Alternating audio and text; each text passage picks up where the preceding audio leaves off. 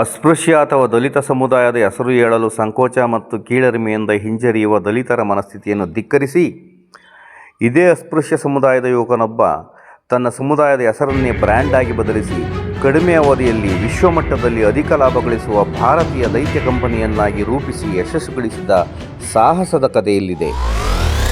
2019ರಲ್ಲಿ ದೇಶದಲ್ಲಿ ಗೋಮಾಂಸ ನಿಷೇಧದಿಂದಾಗಿ ಚರ್ಮಕಾರರ ಉದ್ಯಮಿಗಳು ಹಾಗೂ ಕೆಲಸಗಾರರಿಗೆ ಸಂಕಷ್ಟ ಪರಿಸ್ಥಿತಿ ಉಂಟಾದಾಗ ಚರ್ಮದ ಬದಲಿಗೆ ವೀಗಸ್ ಸಸ್ಟೈನಬಲ್ ವಸ್ತುಗಳನ್ನು ಬಳಸಿ ಉತ್ಪನ್ನಗಳನ್ನು ತಯಾರಿಸುವ ಉದ್ದೇಶದಿಂದ 2020ರ ಏಪ್ರಿಲ್ ತಿಂಗಳಿನ ರವಿದಾಸ ಜಯಂತಿಯ ದಿನದಂದು ಚಮಾರ್ ಪ್ರೈವೇಟ್ ಲಿಮಿಟೆಡ್ ಎಂಬ ಕಂಪನಿ ಮುಂಬಯಿಯಲ್ಲಿ ಆರಂಭವಾಯಿತು.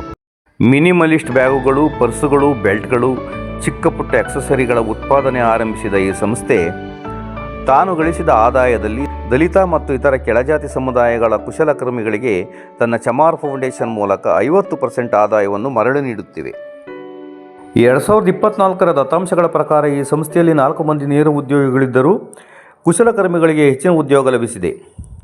ಈ ಸಂಸ್ಥೆಯ ಕೋವರ್ಕಿಂಗ್ ಸ್ಪೇಸ್ ರಾಜಸ್ಥಾನದಲ್ಲಿದ್ದು ಅತ್ಯಂತ ನಿಪುಣರಾದ ಕುಶಲಕರ್ಮಿಗಳು ಅಂತಾರಾಷ್ಟ್ರೀಯ ಗುಣಮಟ್ಟದ ಉತ್ಪನ್ನಗಳನ್ನು ರೂಪಿಸಲು ಇಲ್ಲಿ ಅವಕಾಶ ಕಲ್ಪಿಸಲಾಗಿದೆ. ತನ್ನ ಅಧಿಕೃತ ವೆಬ್ಸೈಟ್ chamaar.com ಮೂಲಕ ಆನ್ಲೈನ್ ಹಾಗೂ ಅಮೆಜಾನ್ ಮೂಲಕ ಯಶಸ್ವಿಯಾಗಿ ವ್ಯವಹಾರ ನಡೆಸುತ್ತಿರುವ ಈ ಸಂಸ್ಥೆಯ ಅಧಿಕೃತ ಶೇರ್ ಕ್ಯಾಪಿಟಲ್ 10 ಲಕ್ಷ ಮಾತ್ರ. ಯಾವುದೇ ಸಾಲವಿಲ್ಲದ ಈ ಸಂಸ್ಥೆಯು ಗ್ರಾಹಕರ ಉತ್ಪನ್ನಗಳ ವಿಮರ್ಶೆಯಲ್ಲಿ ಭಾರತದ ಮೊದಲ ಅಸ್ತಿತ್ವದ ಬ್ರ್ಯಾಂಡ್ ಎಂಬ ಪ್ರಶಂಸೆ ಸಹ ಪಡೆದಿದೆ. ಈ ಸಂಸ್ಥೆಯ ಯಶಸ್ಸಿನ ಸೂತ್ರಧಾರ ಸುಧೀರ್ ರಾಜ್ಭರ್ ಅವರು ಉತ್ತರ ಪ್ರದೇಶದ ಜೋಧ್ಪುರ್ನ ಚಮಾರ್ ಸಮುದಾಯದಲ್ಲಿ ಜನಿಸುತ್ತಾರೆ. ಕಂದಿಯೋಳಿಯ ಸ್ಲಮ್ನಲ್ಲಿ ಬೆಳೆದ ಅವರು ಬಾಲ್ಯದಿಂದಲೂ ಚಿತ್ರಕಲೆಯಲ್ಲಿ ಆಸಕ್ತಿ ಹೊಂದಿರುತ್ತಾರೆ. ಮುಂದೆ ತೇನ್ ನಗರದ SI Vikasini college of fine ಆರ್ಟ್ನಲ್ಲಿ ಡ್ರಾಯಿಂಗ್ ಮತ್ತು ಪೇಂಟಿಂಗ್ನಲ್ಲಿ ಪದವಿ ಪಡೆದು ಕಲಾವಿದ, ಡಿಸೈನರ್ ಹಾಗೂ ಸಾಮಾಜಿಕ ಕಾರ್ಯಕರ್ತನೂ ಆಗಿ ಕೆಲಸ ಮಾಡತೊಡಗುತ್ತಾರೆ. ಮುಂದೆ ಸುಧೀರ್ ತಮ್ಮ ತಂದೆ ಬಾಲ್ಡೀವ್ ರಾಜ್ಭರ್ ಅವರೊಂದಿಗೆ ಚಮಾರ್ ಪ್ರೈವೇಟ್ ಲಿಮಿಟೆಡ್ ಕಂಪನಿಯ ನಿರ್ದೇಶಕರಾಗಿ ಕೆಲಸ ಆರಂಭಿಸಿ ನಂತರ ತಮ್ಮದೇ ಆದ ಬ್ರ್ಯಾಂಡ್ ರೂಪಿಸಿ ಇಂದು ವಿಶ್ವಮಟ್ಟದಲ್ಲಿ ಯಶಸ್ವಿ ಉದ್ಯಮಿಯಾಗಿ ಹೊರಹೊಮ್ಮಿದ್ದಾರೆ.